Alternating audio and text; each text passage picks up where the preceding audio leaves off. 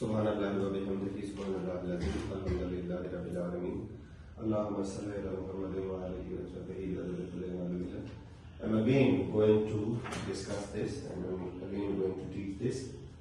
Our topic for today is partition of Bengal. ٹھیک ہے کہ پارٹیشن آف بنگال کیوں ہوئی, کب ہوئی اور اس کے کیا بیک گراؤنڈ تھا, کیا ریزن تھے پارٹیشن کے.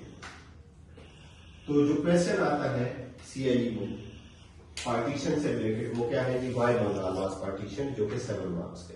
ٹھیک ہے, باقی 4 مارکس کی جو چیزیں اس سے ریلیٹڈ ہوگی وہ ہم بعد میں کریں گے. اچھا جی, پارٹیشن آف بنگال کس وجہ سے ہوئی اور کیا اس کا بیک گراؤنڈ تھا. وہ یہ ہے کہ 1903 میں Lord Curzon viceroy was the viceroy of Bengal. اس نے کیا سجیشن دی, اس نے اپنی سجیشن دی گورنمنٹ کو, برٹن کو. کیا سجیشن دی جی کوئن کو یا گورنمنٹ کو کیا سجیشن دی کہ 1903 میں اس نے سجیشن دی کہ بنگال کو ڈیوائڈ کر دیا جائے 2 حصوں میں, ایسٹ بنگال میں اور ویسٹ بنگال میں. اس نے کیوں یہ ریزن دی کہ کیوں 2 پارٹس میں اس کو ڈیوائڈ کیا جائے. پہلی ریزن یہ ہے کہ Bengal was a larger province. اب یہ اتنا لارجر پروونس تھا کہ اس کی پاپولیشن آلموسٹ 80 to 85 ملین تھی. اب اتنی بڑی پاپولیشن جو کہ almost 10 Times larger than England تھی, اتنی بڑی پاپولیشن کو ایڈمنسٹر کرنا, اس کو مینج کرنا کیا تھا, مشکل تھا. تو سب سے پہلا کیا ہے جی, دیکھیں ہمیشہ کیا ہوتی ہے کوسچن کے اندر آئیڈینٹیفیکیشن ہوتی ہے. تو آئیڈینٹیفیکیشن کیا ہے جی کہ پاپولیشن اس کی زیادہ ہے, لارجر پروونس ہے. Then you are describing it اور ایکسپلیننگ اٹ. وہ آپ نے ایکسپلین کر دیا کہ 85 ملین پاپولیشن ہے, 10 ٹائمز لارجر دین انگلینڈ ہے.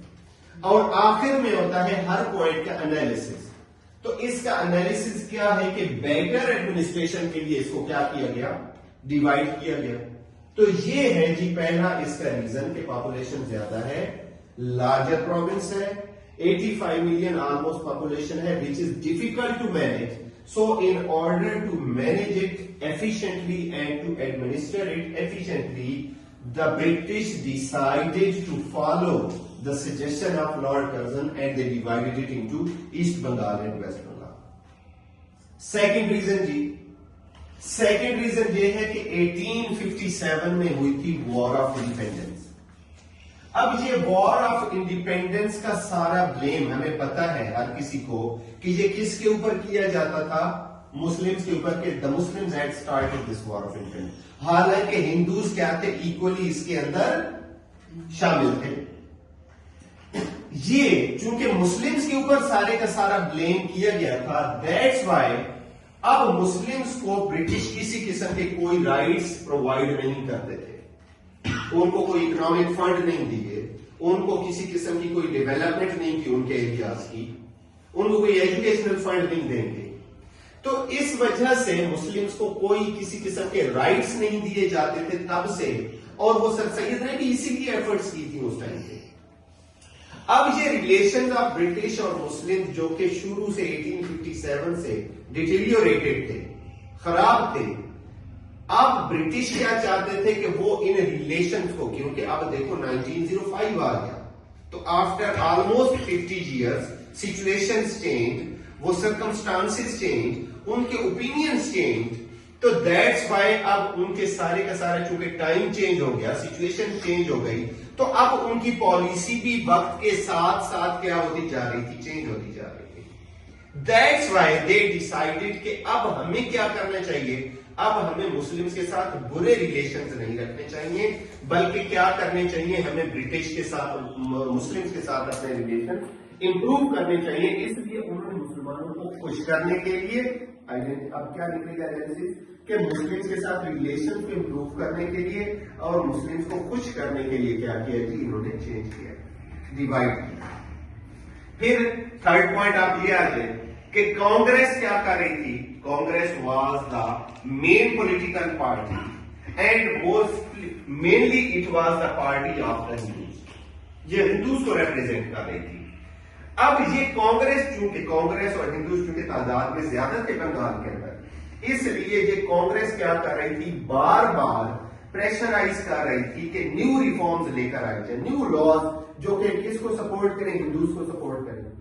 اب یہ برٹش اس میجر پارٹی کے انفلوئنس کو بریک کرنا چاہتے تھے، وہ ان ہندوز کی پاور کو کیا کرنا چاہتے تھے، بریک کرنا چاہتے تھے۔ اس لیے برٹش نے کون سی پالیسی فالو کی، ڈیوائڈ اینڈ رول کی پالیسی، کہ ڈیوائڈ کرو اور رول کرو۔